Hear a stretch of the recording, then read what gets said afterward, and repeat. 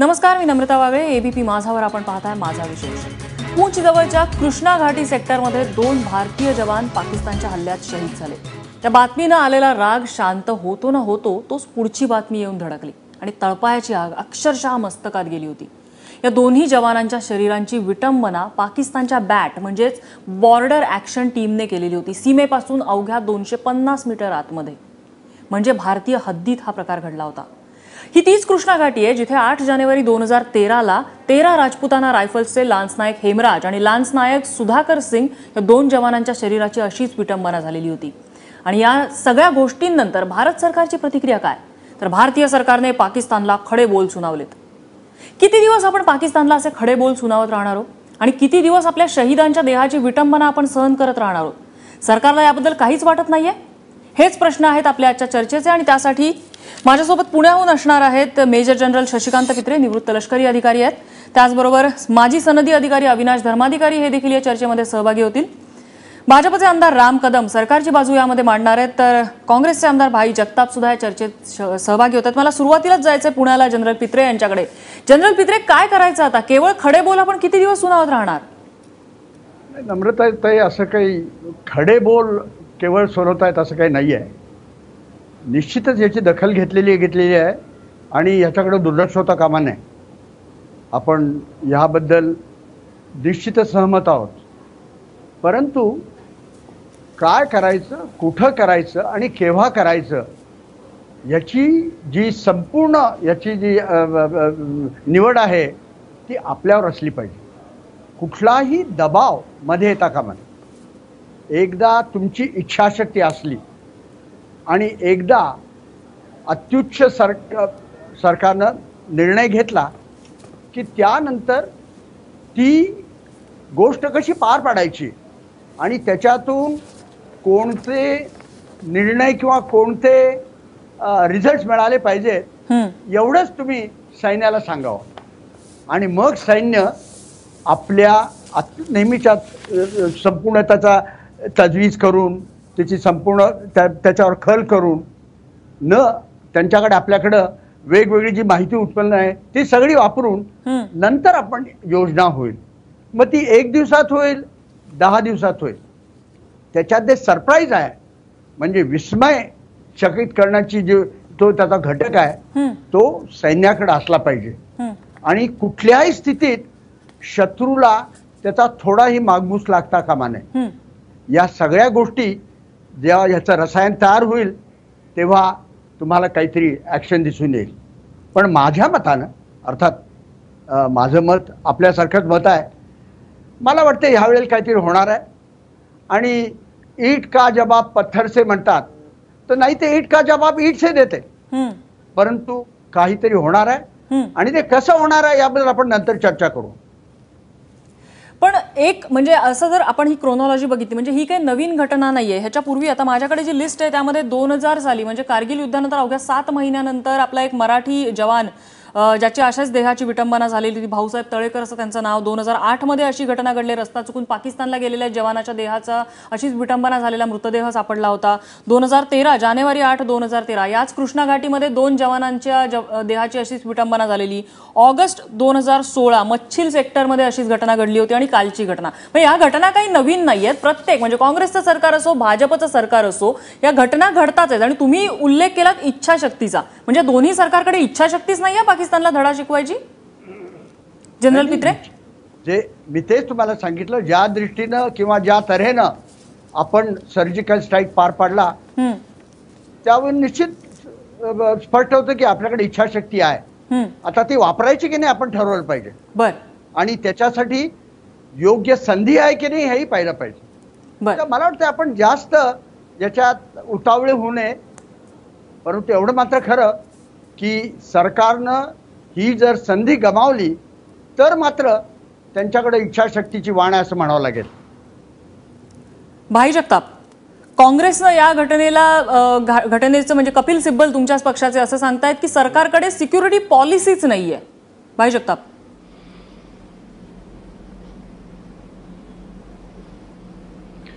नम्रता, असं आहे की सगळ्यात प्रथम ह्या घटनेचं मी तीव्र शब्दामध्ये निषेध करतो की आणि हा पाकिस्तानचा खोडसाळपणा अनेक वेळा आम्ही सगळ्यांनी पाहिलेला आहे. दुर्दैवाने त्याला जी एक जरब बसायला हवी ती कदाचित सरकार कुठली असू द्या ती जरब काही बसलेली दिसत नाही असं एकंदरीत त्यांच्या कृत्यावरनं या ठिकाणी वाटतंय.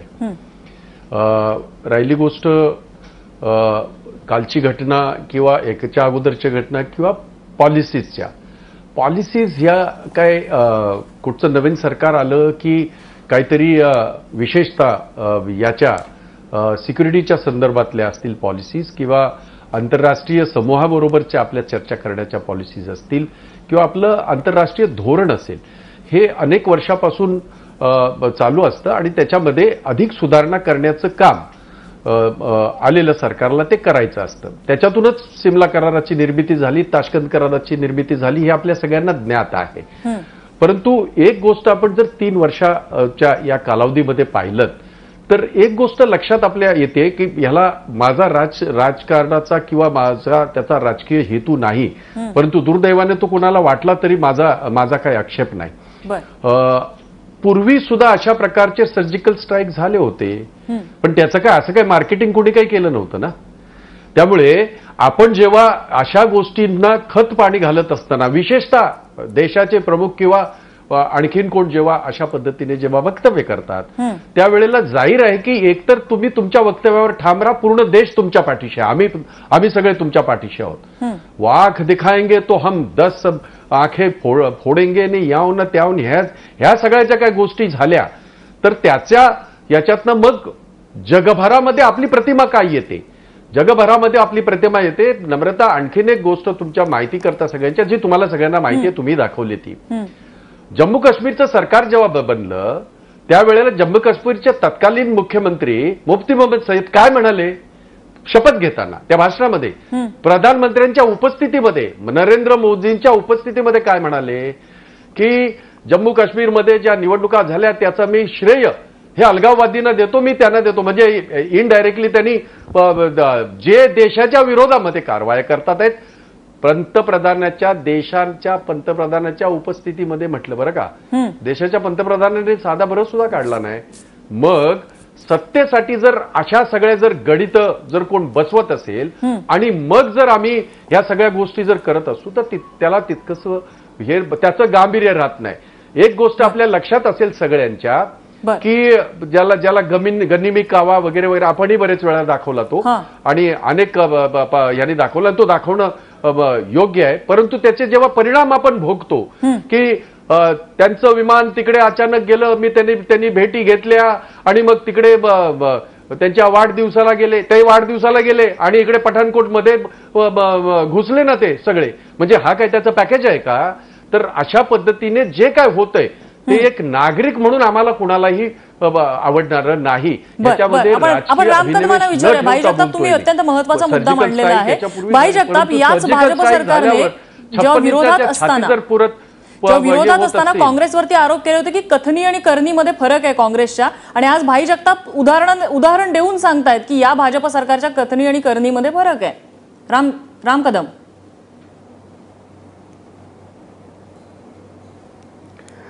नम्रता, या निमित्तानं मला 2 गोष्टी या ठिकाणी मांडायच्या आहेत की जेव्हा एखादा इतर कोणता राजकीय विषय असेल तर त्या विषयाच्या बाबतीमध्ये आरोप प्रत्यारोप कटाक्ष या सगळ्या गोष्टी मी समजू शकतो. पण ज्यावेळेस अशा पद्धतीनं जेव्हा देशाच्या सैनिकांवर हल्ला होतो आणि इतक्या विचित्र पद्धतीनं होतो त्यावेळेस आपण देश म्हणून सगळ्यांनी 125 कोटी देशाच्या जनतेनं एकवटून एकमुखी या बाबतीमध्ये तीव्र आक्षेप ज्याला म्हणून जो संताप आहे तो या निमित्तानं व्यक्त होताना दिसतो आहे. पण दुर्दैवानं काही काँग्रेसचे नेते, काही विरोधी पक्षातले नेते या निमित्तानंही राजकारण करू पाहत आहेत. हा काय राजकारण करण्याचा विषय नाही. आता तुम्ही जे म्हणालात की त्यावेळेस घडलं होतं त्यावेळेस आमच्याकडून काय बोललं गेलं होतं, कारण त्यावेळेस काँग्रेसकडून दुर्दैवानं कोणत्याही, जसा सर्जिकल स्ट्राईक ज्या मोठ्या प्रमाणामध्ये मोदी सरकारच्या कालखंडामध्ये झाला आणि पूर्ण देशानं त्याचं कौतुक केलं, तर तशा प्रकारचा सर्जिकल स्ट्राईक काँग्रेसच्या राजवटीमध्ये दुर्दैवानं झाला नाही. पण ती काही आज चर्चेची वेळ नाही. चर्चेची आज वेळ अशी आहे की त्यांनी जे काही केलं ते केल्याच्या नंतर काही आपलं सैनिक काही शांत बसलंय का? नम्रता, नाही बसलंय. तिकडे जाऊन त्यांचे 2 तळ ताबडतोब उद्ध्वस्त केलेत. अजून मोठ्या प्रमाणामध्ये आपल्याला करायचंय. जो देश पाकिस्तान गेल्या अनेक वर्षांपासून हे जे छुप युद्ध लढतोय, याला आपण सगळ्या देशानं एकत्र येऊन आपण त्याच्या विरोधामध्ये आपण केलं पाहिजे. काही चांगल्या सूचना असतील काँग्रेसनं कराव्यात ना, पण दुर्दैवानं या अशा प्रसंगी सुद्धा 2 जवान शहीद झालेत. अत्यंत दुर्दैवी पद्धतीनं त्यांची क्रूर विटंबना केली. त्या गोष्टीचं सुद्धा दुर्दैवानं काँग्रेसच्या पक्षाला राजकारण करायचं असेल तर त्यांचं राजकारण त्यांना लखलाभ लाभो. पण काँग्रेसने विचार केला पाहिजे की एका आईचा मुलगा गेलाय, एका पत्नीचा नवरा गेलाय, एका मुलाचे वडील गेलेत, तर ही तरी भावना काँग्रेसच्या नेत्याने बाळगावी.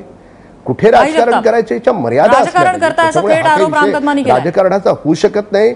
घडलेली घटना ही अत्यंत निंदाजनक आहे, अत्यंत वाईट आहे, संताप येणारी आहे, रक्त उसळून लावणारी आहे. मान्य. मोदी सरकार या सगळ्या गोष्टींना विटेचा होय. नम्रता एक तर म्हणून मी म्हटलं सुरुवातीलाच, एक नागरिक म्हणून माझा अधिकार राहतो की माझ्या देशाबद्दल जे काय घडते ते बोलण्याचा, आणि त्याला राजकीय त्यांना काय स्वरूप द्यायचं देऊ द्या. मी सुरुवातीलाच सांगितलं की देशाच्या पंतप्रधानांनी देशाने निर्णय घेतला, सरकारने निर्णय घेतला, त्याच्या पाठी आम्ही ठाम उभे आहोत. अहो याच्यापूर्वी झालं की तो विसरले का, तो आतंकवादी नेऊन तुम्ही सोडला, तो तेव्हा पूर्ण काँग्रेस उभी राहिली तुमच्या मागे. नका आम्हाला शिकू. आणि राम कदमांना माझा विचार नाही काय आहे हो सिमला करारामध्ये काय आहे जरा सांगा बघू. जरा सिमला करार म्हणजे काय तो जरा सांगाल का. दुसरी महत्वाची गोष्ट मला या ठिकाणी मुद्दाम सांगावीशी वाटेल ती अशी की आपण जे काय म्हणताय पूर्वी सर्जिकल स्ट्राईक झाले नाहीत, हा त्यांचा प्रॉब्लेम आहे हो.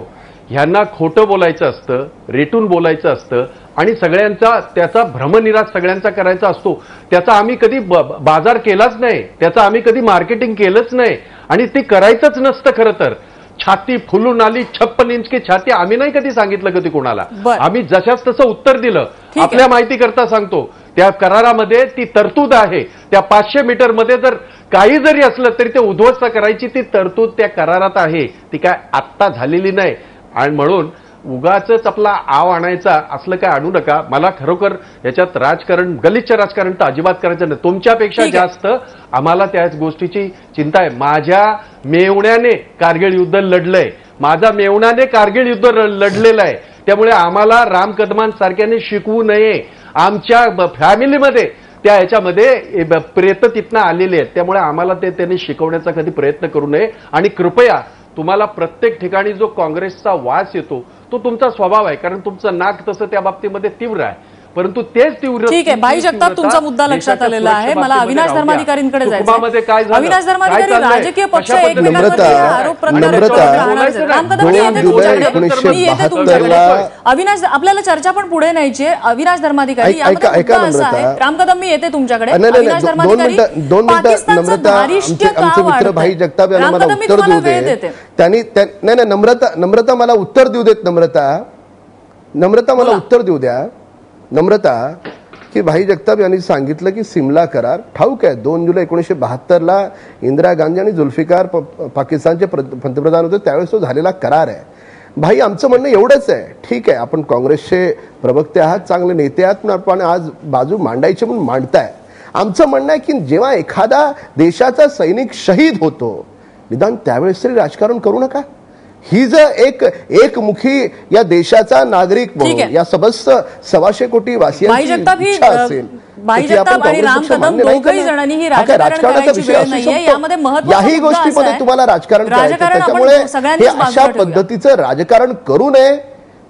ठीक आहे, आपण राजकारण सगळ्यांनीच बाजूला ठेवूया, चर्चा पुढे नेऊया. अविनाश धर्माधिकारी, यात मुद्दा असा आहे की पाकिस्तानला आपण वेळोवेळी प्रत्युत्तर देतोय, सर्जिकल स्ट्राईक्स होतात त्यांच्यावरती, तरी सुद्धा पाकिस्तानचं एवढं धारिष्ट्य कसं की ते आपल्या हद्दीत येऊन आपल्याच जवानांचे जीव घेत आहेत आणि त्याही पुढे जाऊन त्यांच्या देहाची विटंबना करतात. हे धारिष्ट्य येतंय कुठून?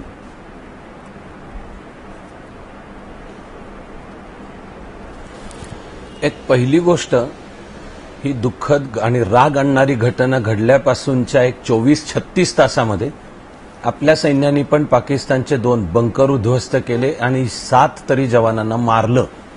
हे पुरेसं झालं असंही मी म्हणत नाहीये, पण आता काय भारत देश गप्प बसून ऐकून घेणारा नाही. आणि भारत देश गप्प बसून ऐकून घेणारा नाही ह्याची पाकिस्तानात सुद्धा खात्री आहे, कारण मी त्यांचा मीडिया किंवा त्यांच्या चॅनल्सवरच्या चर्चा पण मी माझ्या अभ्यासाचा भाग म्हणून फॉलो करतो. तिकडे आत्ता सुद्धा हा सूर उमटतोय की याला उत्तर मिळणार आहे, या प्रसंगाला कठोर उत्तर मिळणार आहे याची मला खात्री आहे. आणि ते अर्थातच गरम डोक्याने एकदम काहीतरी धावून गेले असं नाही.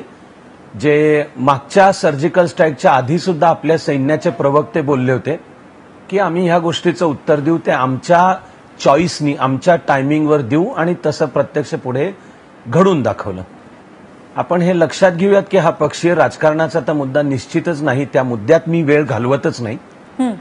एका मोठ्या व्यापक षडयंत्राचा हा भाग आहे, ते मी प्रयत्न करतो अगदी थोडक्यात सांगायचा. एक म्हणजे पाकिस्तानमधलं सिव्हिलियन सरकार आणि पाकिस्तानचं सैन्य या वेगळ्या गोष्टी आहेत. सैन्यावर सिव्हिलियन सरकारचं नियंत्रण नाही, आणि सैन्य कट्टरपणे भारत विरोधी भारत द्वेष्ट आहे. ते अशा ते एक सर्जिकल स्ट्राईक झाली म्हणून थांबणारी गोष्ट नाही. पण दुसरं एकदम सुकमाची घटना, त्यानंतर ते जम्मूमध्ये आपले शस्त्रास्त्र आणि तिजोरीचे काही हे पळवून नेले आणि तिथे 7 जण मारले गेले, आणि आत्ताची ही आपल्या सैनिकांची विटंबना, या घटना एकमेकापासून वेगळ्या नाहीत. यांच्या मागची एक पाकिस्तान आणि चीनची मिळूनची भारताविरुद्धची रणनीती आहे, आणि आपल्याला एक दीर्घकाळचा लढा, ती रणनीती लक्षात घेऊन एकाच वेळी राष्ट्रीय ऐक्य आणि तरी थंड शांत डोक्याने उलटा फटका कधी ठेवून द्यायचा, या दिशेने ते व्हायला पाहिजे. पण मी हा विश्वास माझं वैयक्तिक मत म्हणून व्यक्त करतो की असा कठोर धडा आपण शिकवला हे दिसून येईल लवकरच. म्हणजे कठोर धडा शिकवायची गरज नक्कीच आहे या ठिकाणी पाकिस्तानला. मात्र बरेच मुद्दे आहेत चर्चेचे. एक म्हणजे आपल्याला पूर्ण वेळ संरक्षण मंत्री सुद्धा नाहीये. आंतरराष्ट्रीय पातळीवरती पाकिस्तानवर दबाव आणायला आपण कमी पडतोय का? आणि जसा काँग्रेसने आरोप केलेला आहे, संरक्षण विषयक धोरण या सरकारचं फर्म नाहीये की चुकतंय, नेमकं होतंय काय? ब्रेक नंतर आपण चर्चा करणार आहोत. छोटासा ब्रेक, लगेचच परत येतोय.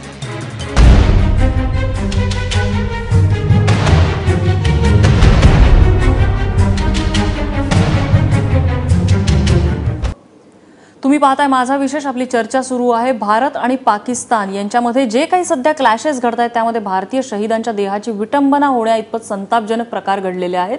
मात्र आपण किती दिवस सहन करत राहणार? राम कदम आहेत आपल्यासोबत. राम कदम, यामध्ये एक मुद्दा असा आहे की आपल्याला आता पूर्ण वेळ संरक्षण मंत्री नाहीये. अर्थमंत्री आहेत अरुण जेटली, ते संरक्षण मंत्रालयाचा भार म्हणजे त्यांच्यावरती हा ऍड ऑन भार दिलेला आहे. आज त्यांनी मीटिंग वगैरे घेतली. मात्र तरी सुद्धा भारतासारख्या मोठ्या देशाला जो शत्रूंनी घेरलेला आहे, एका पूर्ण वेळ संरक्षण मंत्र्याची गरज आहे. कधी मिळणार आपल्याला तो?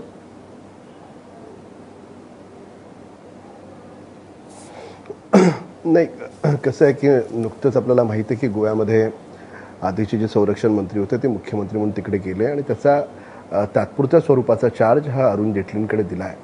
या बाबतीमध्ये योग्य वेळेस योग्य निर्णय माननीय पंतप्रधान नरेंद्र मोदीजी घेतील. यामध्ये विषय असा आहे की ह्या सातत्यानं ज्या घटना घडत आहेत याच्या मुळाशी पाकिस्तान या देशाची पराभूत मानसिकता समोर येते. उघड उघड आपल्याशी ते लढू शकत नाहीत, तर त्यामुळे अशा प्रकारची छुपी युद्ध करायची आणि एकंदरीतपणे राम कदम, पाकिस्तान छुपी युद्ध करणं ही काही नवीन गोष्ट नाहीये. ती पहिल्यापासून पाकिस्तानची रणनीतीच आहे. एकीकडे पाकिस्तान बसलाय, दुसरीकडे चीन बसलेला आहे. भारतासारख्या देशाला एक पूर्ण वेळ संरक्षण मंत्री हवा आहे. म्हणजे असं म्हणायचं का की गोवा राखण्यासाठी तुम्ही देशाचं संरक्षण मंत्रीपद रिकामं ठेवताय किंवा त्याचा ऍड ऑन चार्ज कोणाकडे देताय? पक्षाचा फायदा करून घेताय का तुम्ही? निश्चित नाही. याच्या अगोदर सुद्धा कालखंडामध्ये ज्या वेळेस असा तात्पुरता काही बदल झाला तर त्यावेळेस आपण एक खातं दुसऱ्याला त्याचा चार्ज दिला गेला. त्यामुळे हे काही नवीन नाही. पण माननीय पंतप्रधान मोदीजी योग्य वेळेस योग्य ते निर्णय घेतील. या बाबतीत देशाला पूर्ण वेळेसाठी संरक्षण. अच्छा, म्हणजे सर्जिकल स्ट्राईक करण्यासाठी जशी योग्य वेळ यायला लागते तसं देशाचा संरक्षण मंत्री एखादा इंडिपेंडेंट व्यक्तीकडे तो चार्ज द्यायला सुद्धा योग्य वेळ यायला हवी आहे का? अजून संरक्षण मंत्री म्हणून त्यांच्याकडे जो चार्ज आहे, ऐका, अरुण जेटलींकडे संरक्षण मंत्री म्हणून जो चार्ज आहे त्यात ते कुठे कमी पडलेत अशा प्रकारचं काही चित्र नाहीये. भाई जगताप, उलट पक्षी ताबडतोब आपण त्यांचे 2 तळ उद्ध्वस्त केलेत हे आपण लक्षात घेतलं पाहिजे. झालेली घटना दुर्दैवी आहे. आता कसं आहे नम्रता असं आहे की आपल्याला एखाद्या गोष्टीचं समर्थन करायचंच ठरवलं तर काय कसल्याही गोष्टीचं समर्थन करता येईल. अविनाश धर्माधिकारी बोलले त्या गोष्टीकडे कधीतरी सरकार गंभीरतेने पाहणार आहे का, की आपले शेजाऱ्यांचे शत्रू जो शेजारी शत्रूसारखा वागतोय शेजारी, ह्याची आता व्याख्या बदलल्यात. आता त्या एका शत्रूबरोबर आणि एका शत्रूची त्याच्यामध्ये भर पडलेली आहे आणि तो शत्रू अतिशय ताकदवर आहे. ध्यानात घ्या, आपण जसं याच्या बाबतीत बोलतोय की त्यांची काय ताकद आहे, याची पाकिस्तानची याची लष्करी ताकद, अहो आपल्यापेक्षा 3 पट चीनची ताकद आहे हे आपण विसरतोय. आणि आज इनडायरेक्ट नव्हे डायरेक्टरित्या आज ते दोघे एकत्र राहून जर ह्या देशाला पोखरण्याचा किंवा त्याला खिजवण्याचा किंवा अशा पद्धतीने छुप युद्ध खेळण्याचा जे ते प्रयत्न करतात, अशा वेळेला आपल्याला पूर्ण वेळ संरक्षण मंत्री नको. देशाचे पंतप्रधान योग्य वेळ होईल तेव्हा संरक्षण मंत्री नियुक्त करतील, राज्याचे मुख्यमंत्री योग्य वेळ तेव्हा शेतकऱ्यांची कर्जमाफी करतील. ह्या काय गोष्टी झाल्या आणि ह्या जर आम्ही बोललो तर ह्याच्यात आम्ही राजकारण केल्यासारखं होतंय. मला एक कळत नाही की आपल्या घरामध्ये अहो हेच सीमेवर घडलंय, वाईट पद्धतीने हे सगळं होतंय. आपण 4 दिवस बोलू, 4 दिवस तुम्ही दाखवाल, परत परिस्थिती काय होईल याचं मला नाही सांगता येणार. बाकी कुणाला जर काही एक्सपर्ट असतील त्यांना सांगता येईल, परंतु त्यांना एवढंच मी सांगण्याची हे करतोय की याच्यापूर्वी सुद्धा अशा प्रकारे बंकर्स अनेक वेळेला त्या कराराच्या नुसार उडवले गेलेले आहेत आणि ते कामच आहे, सैन्याचं कामच आहे. त्याच्यासाठी मार्केटिंग करावं लागत नाही, त्याच्यासाठी प्रेस कॉन्फरन्स घ्यावं लागत नाही, त्याच्यासाठी काय सांगावं लागत नाही. ती इमिजिएट ज्याला ऍक्शनला रिॲक्शन होतच राहणार आहे, ती होत नाहीये. ते जाऊ द्या. घरामध्ये आपल्या सुकमामध्ये झालेलं काय झालं, सुकमामध्ये सांगा बघू, हे याचं हे झालं सुकमामध्ये काय झालं. आपल्याला आपल्या घरामध्ये सुद्धा ह्या ज्या घटना घडत आहेत त्याचं सुद्धा आपल्याला समर्थन करता येणार नाही. आणि आमचं एवढंच म्हणणं आहे, योग्य माणूस त्या ठिकाणी द्या ना, योग्य वेळ केव्हा हे तरी सांगा देशाला. ठीक आहे पित्रे सर, आता संरक्षण मंत्री, पूर्णवेळ संरक्षण मंत्री नाही आपल्याकडे, अर्थमंत्री जे सध्या जीएसटी सारखा मोठा इश्यू हँडल करण्यामध्ये बिझी असू शकतात, म्हणजे त्यांना चार्ज सांभाळता येत नाही असा मी अजिबात दावा करत नाहीये. मात्र त्यांच्याकडे इतक्या बिझी मंत्र्याकडे संरक्षण मंत्र्याचा ऍड ऑन चार्ज देणं, जे भारतासारख्या देशासाठी खूप मोठं खातं आहे, या खात्याची, संरक्षण खात्याची कुठेतरी हेळसांड होते सरकारकडनं पित्रे सर? निश्चितच होते आहे. आणि देशाला संरक्षण मंत्री नसणं हे संपूर्ण असमर्थनीय आहे. आपल्याला ठाऊक असेल की जेव्हा प्रथम सुद्धा मंत्रिमंडळाची मंत्रिमंडळ एकत्र केलं गेलं तेव्हा सुद्धा प्रथम अरुण जेटलीच संरक्षण मंत्री होते बरेच दिवस. त्यानंतर आपल्याला ठाऊक पर्रिकरांना आणलं गेलं आणि जेव्हा आवश्यकता पडली त्याला तिथं घेऊन गेलं. आम्हाला त्याबद्दल काही म्हणायचं नाही आहे, पण देशाचं संरक्षण खातं संरक्षण मंत्र्याशिवाय राहणं हे चूक आहे, याबद्दल प्रश्न नाही. आणि याबद्दल चर्चाही होता कामा नये आणि याच्यात राजकारणी आणता कामा नये. कुणी कुठल्या पक्षानं हे उठवलं तर त्याला काही त्याचं श्रेय जात नाही, परंतु देशाला संरक्षण मंत्री असणं अत्यंत आवश्यक आहे. धर्माधिकारी सर, अशा परिस्थितीमध्ये जर भारतासारख्या देशामध्ये अशा एवढ्या मोठ्या खात्याची जर हेळसांड होत असेल, जसं पित्रे सर सुद्धा त्यांनी ऍग्री केलेलं आहे या गोष्टीवरती, तर मग असं का म्हणू नये की या खात्याची सिक्युरिटी पॉलिसीच चुकतेय कुठेतरी?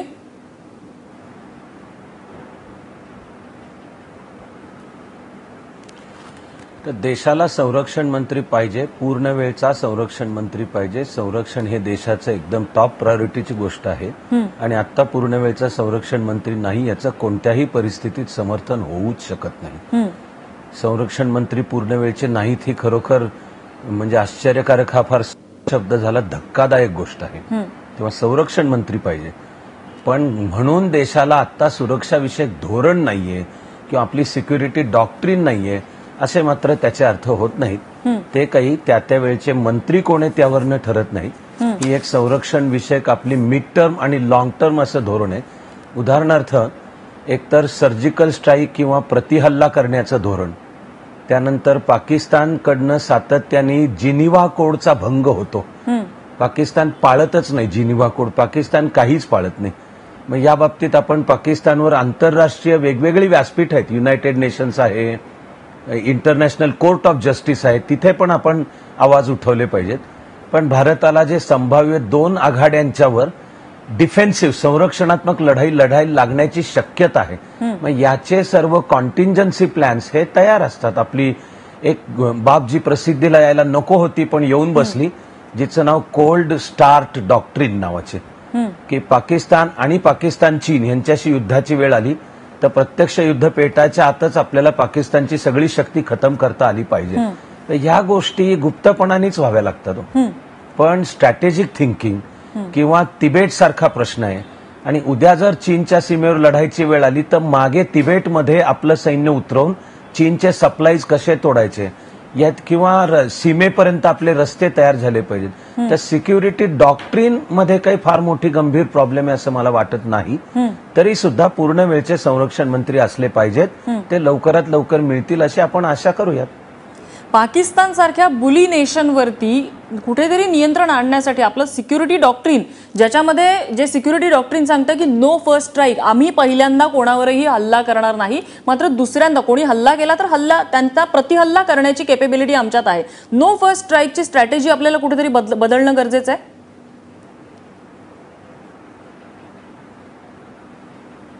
नम्रता, नो फर्स्ट स्ट्राईक हे आण्विक धोरणाला अनुषंगून आहे. भारताने हे जगाला दिलेलं वचन आहे की अणुहल्ला, अणुबॉम्ब टाकणारे आम्ही पहिले नाही ठरणार, पण सेकंड स्ट्राईक कॅपेबिलिटी किंवा ज्या धोरणाला नाव आहे डिटरन्स, म्हणजे भारतावर कोणी हल्ला करायचा तर 50 वेळा त्यांनी विचार केला पाहिजे. कारण अनएक्सेप्टेबल डॅमेज की जर शत्रू वाट्याला गेला तर त्याला परवडणार नाही असं त्याचं नुकसान आपण करून ठेवू शकतो. आज भारताची ती क्षमता केवळ पाकिस्तानपुरती नाही, चीन करताची सुद्धा आहे. किंवा जी डिप्लोमॅटिक पावलं उचलायला लागतात. आता हे कुलभूषण जाधव यांचा पण आपला सगळ्यांचा गंभीर विषय, प्रत्येकाचा आपला काळजाचा एक ठोका आज त्या कुलभूषण जाधव यांच्या बरोबर असलाच पाहिजे आपला सगळ्यांचा. पण त्या बाबतीत आपण UAE सारखे देश किंवा अफगाणिस्तान त्याच्यात आत्मदबाव आणून आणि पाकिस्तानला भूराजकीय दृष्ट्या असं दोन्ही बाजूंनी चेपण्याचा ही पावलं चालू आहेत. आवश्यक आहे ते या सगळ्याचं होलिस्टिक म्हणजे इंटिग्रेटेड डिप्लोमसी, लष्करी हालचाल आणि तिला असलेलं दूरगामी संरक्षण विषयक धोरण हे दिसलं पाहिजे आपल्याला. मला माहिती आहे की तसं आहे, पण त्याच्या आता नजीकच्या काळामध्ये परिणाम दिसणं आवश्यक. अविनाश धर्माधिकारी, एक छोटीशीच आजची बातमी, मला वाटतं बहुतेक जणांनी ती दुर्लक्षित केली असेल. इराण हा देश सांगतोय की आम्ही भारत आणि पाकिस्तानमध्ये मध्यस्थी म्हणून उभं राहायला तयार आहोत. अशासारखे कुठेतरी छोटेसे देश जे त्यांची आकाराने जरी छोटे असले तरी त्यांचा उपयोग आपल्याला यामध्ये होऊ शकतो.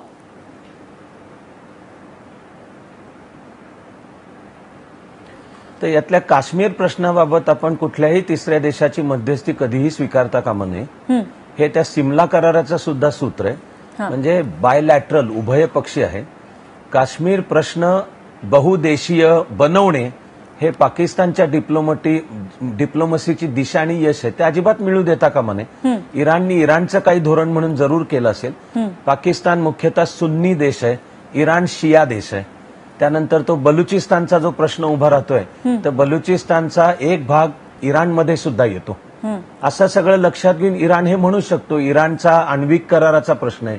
इराण आज अमेरिकेकडनं आणि ट्रम्पकडनं संकटात आहे. तर इराणला इराणची विधानं करू द्या. आपला फंडा क्लिअर पाहिजे. भारत पाकिस्तान मधल्या प्रश्नात कुठल्याही तिसऱ्या शक्तीची अजिबात मध्यस्थी आपण चालू देता कामा नये. पित्रे सर, याबद्दलच मला असं आहे, जसे अविनाश धर्माधिकारी म्हणतात ते अगदी योग्य आहे. पाकिस्तानशी आपण कसा प्रतिसाद द्यावा याचं आपल्याकडे धोरण आहे, नाही असं नाहीये. परंतु त्या धोरणांची अंमलबजावणी करताना आपल्याला अनेक गोष्टींचा विचार केला पाहिजे. याच्यात निश्चितच संशय नाही आहे की पाकिस्तानच्या त्याला पाठिंबा देणारे अनेक देश आहेत आणि त्यांच्या धोरणाचा आपण विचार करणं आवश्यक आहे. परंतु आपण पाकिस्तानला जशास तसे उत्तर देऊ शकू, टॅक्टिकल लेवल म्हणजे डावपेची पातळीवर किंवा स्ट्रॅटेजिक लेवल म्हणजे रणनीती, या दोन्ही पातळ्यांवर आपण पाकिस्तानला निश्चितच उत्तर देऊ शकू आणि त्याबद्दल आपण संपूर्ण समर्थ आहोत. आता दुसरी गोष्ट तुम्ही जी म्हटलात की आम्ही प्रथम हल्ला करणार नाही, ते अविनाश धर्माधिकाऱ्यांनी अति बरोबर व्यवस्थित सांगितलेलं आहे की ते केवळ आपण आपल्या अण्वस्त्र धोरणाबद्दल त्या असं आपलं धोरण आहे की आम्ही कुठल्याही देशांवर प्रथम अण्वस्त्र हल्ला करणार. अर्थात त्याचाही पुनर्विचार होता आपल्याला ठाऊक आहे. पण सध्या तरी हे जे धोरण आहे हे फक्त अण्वस्त्र धोरणापर्यंत सीमित आहे. मग यामध्ये जर आपण अण्वस्त्र धोरणापर्यंत हे धोरण आहे, मात्र यामध्ये एक महत्वाची गोष्ट, आपण पुन्हा एकदा भारत पाकिस्तान सीमेवरती जे काय घडतं त्याकडे येऊया, की भारतीय सैन्याचे कुठेतरी पॉलिटिक्सने, राजकारणाने त्यांचे हात बांधून ठेवलेले आहेत, गव्हर्नमेंटने त्यांचे हात बांधून ठेवलेले आहेत. त्यामुळे त्यांना पाकिस्तानवरती खुल्या पद्धतीने असे हल्ले करता येत नाही. बरेच परमिशन्स आणि बऱ्याच गोष्टी असतात. तर हे हात खुले करण्याची गरज आहे का? म्हणजे पुरेसं त्यांना स्वातंत्र्य आहे का ऍक्शनचं? पित्रे सर, मी सांगू इच्छितो की अशी ओरड जी आहे करण्यात काही अर्थ नाही. सर्व सरकार जी असतात ती नेहमी सैन्याला पूर्ण स्वातंत्र्य देतात, परंतु काय करावं आणि काय नाही हे त्यांच्या धोरणावर असतं. एखादं सरकार एक अशा प्रकारे क्लीन चिट जे काही करायचं म्हणू शकतं, एखाद्या सरकारला त्याच्यावर काही सीमा आणाव्या लागतात. आणि याला हे लक्षात घेतलं पाहिजे की आंतरराष्ट्रीय आणि विभागीय परिस्थिती याला निश्चित जबाबदार आहे, निश्चित त्याच्यावर अवलंबून आहे. त्यामुळं ह्याबद्दल कुणालाही दोष देता कामा नये, परंतु आपली सरकार सैन्याचे हात धरून ठेवतात याबद्दल मी सहमत नाहीये. बरं, भाई जगतापांना काही मुद्दा मांडायचा आहे? भाई जगताप. नाही, मुद्दा असा आहे की आपल्याला हे आपलं दुखणं जे आहे हे दुखणं आजचं नाही. तू सुद्धा सुरुवातीला तुम्ही सांगितलं, सगळ्यांनाच हे माहिती आहे. अगदी ह्या कुरापती काढणं आणि विशेषतः ज्या वेळेला 1971 साली ज्या वेळेला बांगलादेशची निर्मिती झाल्याच्या नंतर ते जास्त प्रमाणामध्ये वाढलं, हे सगळ्यांना माहिती आहे.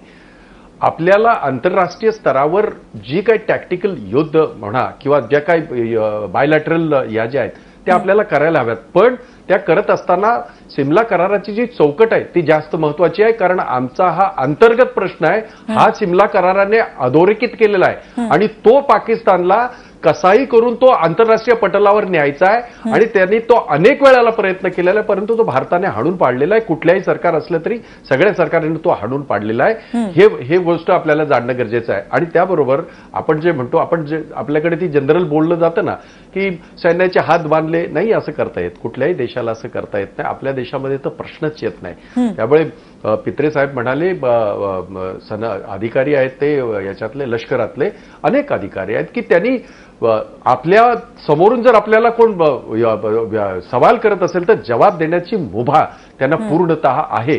परंतु त्यांनी जवाब कसा द्यावा हे मात्र दिल्लीत बसलेल्यांनी किंवा राजकारणी लोकांनी ठरवू नये. हा सुद्धा दंडकच आहे, म्हणजे हा सुद्धा एक अलिखित करारच आहे आणि ते सैन्यच ठरवत असतं. काही मग त्याच्यात सर्जिकल स्ट्राईक असेल, बाकीच्या सगळ्या गोष्टी असतील किंवा टॅक्टिकल वॉर असेल. इथे एक गोष्ट अविनाश धर्माधिकारीने काढली आणि ती आपल्याला बोलणं आवश्यक आहे की कुलभूषण जाधवांच्या बाबतीमध्ये आपला रिटायर्ड नेव्ही ऑफिसर आहे आणि ज्या पद्धतीने ते चाललेलं आहे, मला त्याचा मुद्दा इथे उल्लेख करायचा की आपण 10 वेळेला लव्ह लेटर लिहिले हो सगळ्यांना, परंतु आंतरराष्ट्रीय समूहाने नकार दिला त्याच्यामध्ये इंटरफेअर करायला. मग आपल्याला आपली जी ही काय आंतरराष्ट्रीय हे जे आहे टॅक्टिक्स आहे ती बदली करायला लागेल. मग त्याच्यासाठी इराणचा जर उपयोग होत असेल, त्याच्यासाठी सौदीचा किंवा त्याच्यासाठी गल्फ कंट्रीचा उपयोग होत असेल तर तो करणं आवश्यक आहे. हे मी सांगण्याची आवश्यकता नाही, हे याच्यासाठी खूप एक्सपर्ट आहेत. माझ्यासारख्या एक सर्वसामान्याची हे नाही, माझं मत सांगतोय मी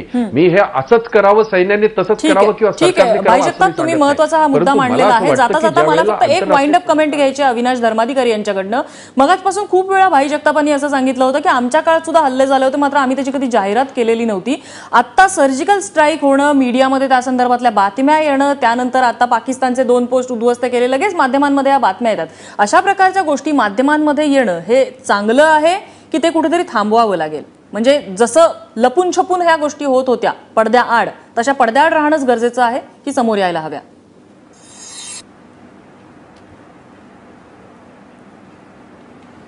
एका फील्ड लेव्हलला आपलं सैन्य सुद्धा पाकिस्तानला तोडीसतोड उत्तर देतं, ही कायमची गोष्ट आहे. सरकार आणि सत्ता आणि पक्ष कोणताही असू द्यात, आपल्या सैन्याने वेळोवेळी दिली आहेत असे मलाच अनुभव माहिती आहेत आणि मी अशा काहींमध्ये सामील होतो. आजच्या वेळेमुळे मी त्याचे उदाहरणं आत्ता सांगण्यात वेळ देत नाही, पण आपलं सैन्य चोख उत्तर देतं. पण सैन्याने स्थानिक पातळीला चोख उत्तर देणं आणि त्या सैन्याच्या पाठीशी सरकारच्या अधिकृत धोरणाचं बळ उभं असणं, या 2 वेगळ्या गोष्टी आहेत.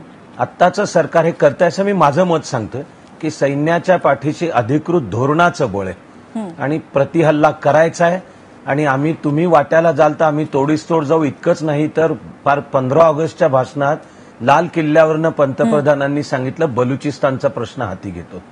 म्हणजे आजी अजित डोवल यांनी जाणीव करून दिली की आणखी एक दहशतवादी हल्ला आणि आम्ही बलुचिस्तानचा प्रश्न उचलू. तसा दहशतवादी हल्ला झाला. भारताने सर्जिकल स्ट्राईक पण केला आणि बलुचिस्तानचा प्रश्न एकदम तो जगाच्या विषयपत्रिकेवर आला. तेव्हा ही दिशा आत्ताची बरोबर आहे पण आपल्याला त्याच्या आता ठाम ठोस रिझल्ट दिसायला पाहिजेत अशी एक सगळे मिळून प्रार्थना आणि अपेक्षा करूया. ठीक आहे. म्हणजे अविनाश धर्माधिकारींनी जसं सांगितलं की दिशा योग्य आहे मात्र ठोस अजून रिझल्ट त्याचे दिसत नाहीयेत. त्यामुळे त्या दृष्टीने आपल्याला ताकद लावणं गरजेचं आहे कारण पाकिस्तान हा दहशतवादाला खतपाणी घालणाराच देश आहे. तो काही थांबणार नाहीये. त्याच्यामुळे आपण काय करायचं ह्याच्यावरती आता कुठेतरी काम करून हे ठोस रिझल्ट दिसणं गरजेचं आहे कारण अशा प्रकारे आपल्या शहीदांची विटंबना होणं हे कोणत्याही भारतीयासाठी ती अगदी आनंदाची गोष्ट नसते. त्यांचा संतापच होत असतो. त्यामुळे हे कुठेतरी थांबलंच पाहिजे आणि त्यासाठी सरकारने आता ठोस पावलं रिझल्ट ओरिएंटेड पावलं उचलणं गरजेचं आहे. चर्चेसाठी आपल्याला सगळ्या मान्यवरांनी वेळ दिला त्याबद्दल त्यांचे आभार. माझा विशेषमध्ये इथेच थांबतोय. बघत रहा एबीपी माझा.